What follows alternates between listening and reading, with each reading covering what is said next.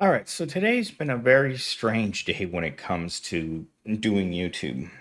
This morning I woke up to one comment that has completely blown my mind, and I made a video which I was really excited about it this morning.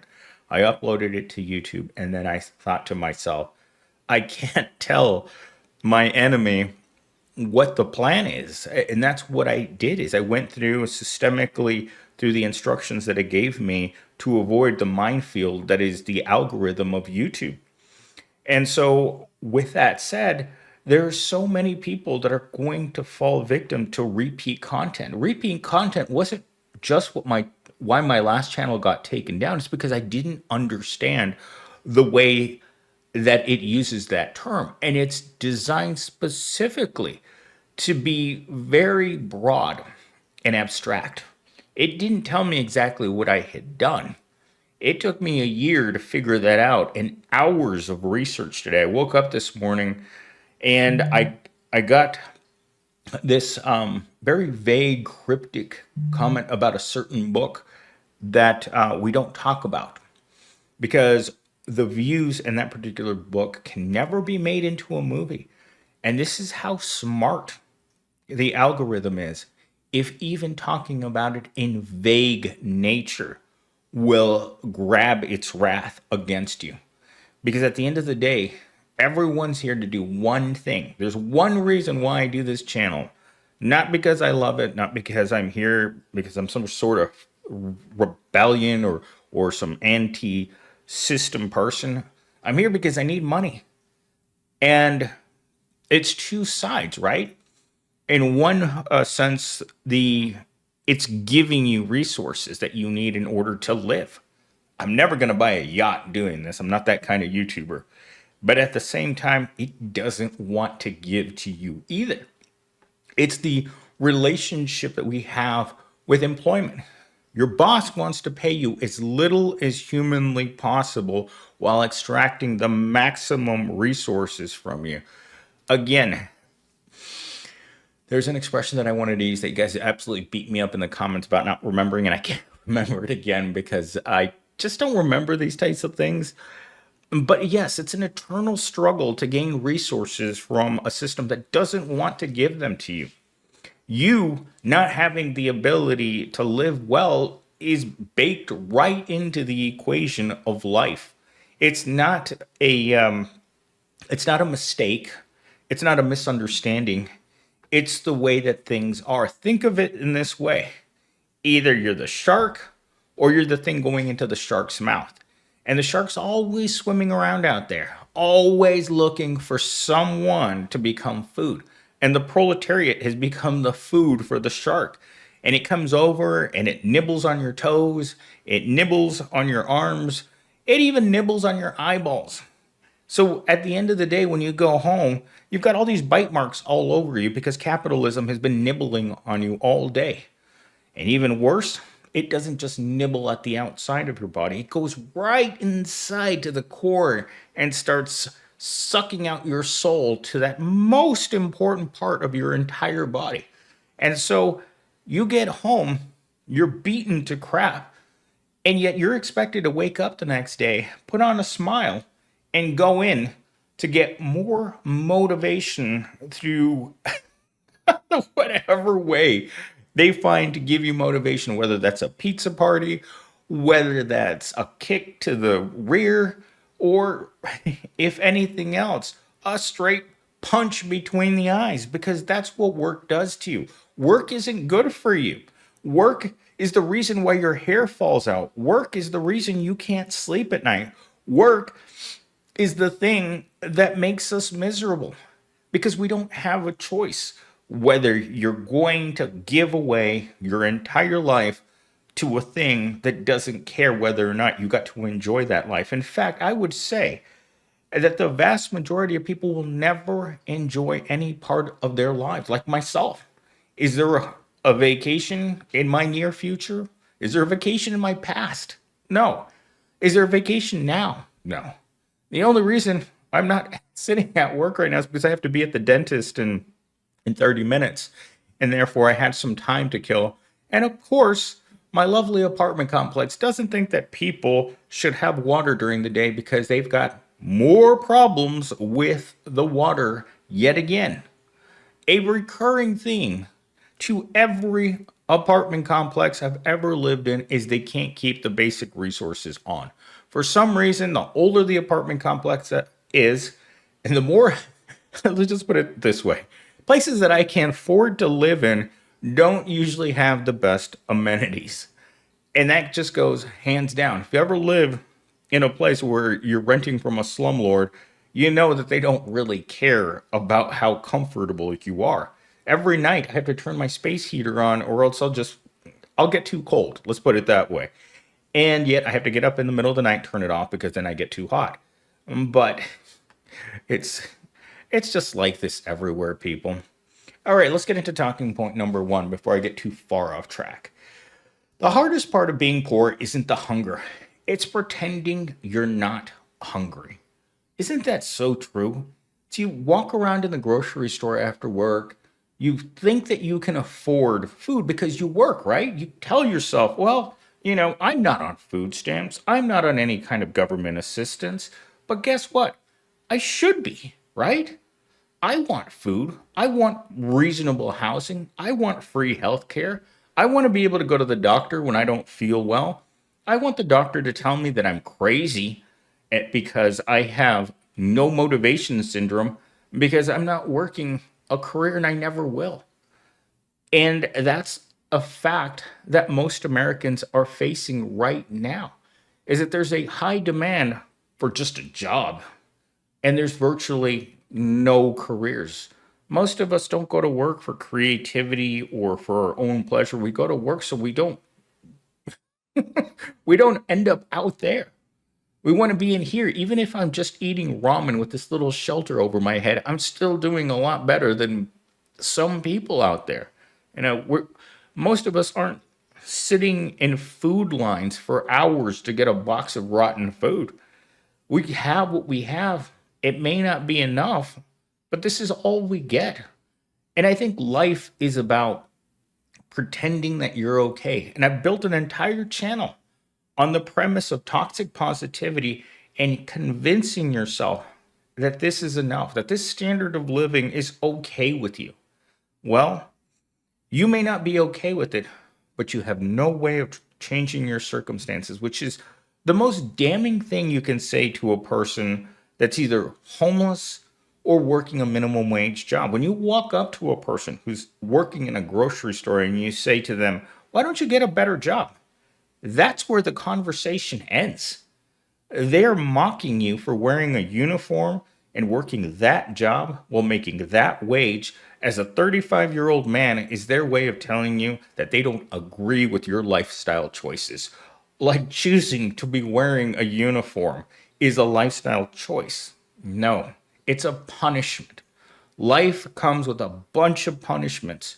It's a constant beating you over the head with a stick when you're supposed to be chasing the carrot, but you realize you blink and the carrot's not there. It's just the stick over the head every single day, reminding you to work harder because the harder you work, the more prosperous you're going to be. It's the audacity of telling people that every job is a good job when you know that's not true. But somehow, as a population, we have to be convinced of this.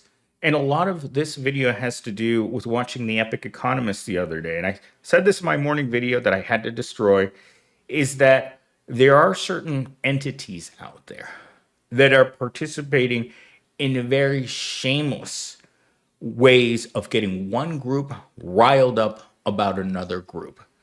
We know this because it's happened with the food stamps, it's happened with housing, it's happened with medical care, and it's happened with student loans. You get a part of your society that doesn't get those things, and it sees people that do get those things. And suddenly they're the worst pieces of scum on planet Earth. I experienced this during the bug years, is that people who got to just pick up their things and go work remotely, those people were seen as pretty much essential, right? but simultaneously convince people who worked in grocery stores that they were essential too. So, regardless of sending all your white collar workers back home to work from home, everyone who didn't have that option had to be labeled essential as well. In order for society to continue to function, you need to have food. It doesn't matter how much money you have or how great your job is. If you're locked up in your house and you have no access to DoorDash or a grocery store, you're not going to make it long. This isn't like China where the government goes and seals shut the main door of your apartment complex and says, figure it out. You better have had stored up resources or your ability to, I don't know, grapple hook a pigeon every chance it comes by your window. That's that was their way of dealing with things. And it may seem ridiculous, but we didn't have to do that because we were willing to sacrifice those people who needed money. And that's the another classic example. The reason those essential workers were out there is because they needed money. They didn't want to be out there. If it was up to them, they'd be sitting at home working on their computer, scratching themselves, watching God only knows what on their other computer next to their work computer, and just having a good time. Because working from home is great. But with that said, let's get into talking point number two. It's crazy how every job interview is like, do you have passion? I'm passionate about not starving. Does that count? I've actually gone into job interviews and they've asked me, why do you want to work here? And my first thought was, because I don't want to starve. That's what you think when someone asks you a stupid question like that when you're applying for a job at a car wash. How passionate are you about working at the car wash? And the car wash is a metaphor for every crappy job in America. Because every job sucks, let's face it. But that's the kind of mentality that exists in those hiring managers, is that they honestly believe that people come here to make the company better. But when your only motivation is, I don't want to starve, I don't want to be homeless, I don't want to stock shelves for the rest of my life. I mean, it almost sounds cruel. And cruelty seems to be something our society really enjoys turning the screws up on, whether it's around your boys or it's around your wallet. But asking people if they're passionate for these types of jobs, the jobs that I have access to, the jobs that you have access to, isn't that a bit sadistic? Like, where do you see yourself in 5 years? And the correct answer inside of your head is hopefully not homeless living under a bridge. And if you answered it, anytime that you're honest in our society, someone's going to give you a side eye, like you're the person that's wrong because you don't show up every day at work thinking you're going to make a difference today. I don't make a difference. You don't make a difference. If we don't show up to work the fry later tomorrow, does anyone really care? It's like that classic. If a tree falls in the woods and no one's around to hear it, did it really make a sound? If a poor person screams at a minimum wage job because they're hungry and they're going to be evicted, if no one's around to hear it, are the poor really screaming? Because right now, I feel like the narrative that everything is great is being sold to us in every conceivable way that you could possibly imagine. And we look around, right? We all have two eyeballs. Hopefully, they're good enough to see. But we all look around. Everywhere we go, we look and see what other people have, what they're doing. It's the way that we learn how to do things as human beings, is we look at other people. Why do you think places like the corn that we can no longer look at here in Arizona, why do you think people look at those things? It's educational. I can't believe I just said that. But human beings are like that. We look around, we see what other people are doing, we see other people are going to school, we see other people getting good jobs, we see other people, but it's just what we see. We don't understand what is deeper. how you actually do that. How do you actually get rich? And the reason for that is it's not that easy. And often it's not even within your power. It's external powers that are working on your career, on your connections, your family, your friends. That's what really matters, because at the end of the day, if Susie Rottencrotch and Johnny Sixpack have the identical education, but they don't know anyone, well, then their stupid cousin's going to get the job every single time because he knows somebody that knows somebody. That's just the way it works. This world wasn't designed to give you access. Access is definitely restricted to the few.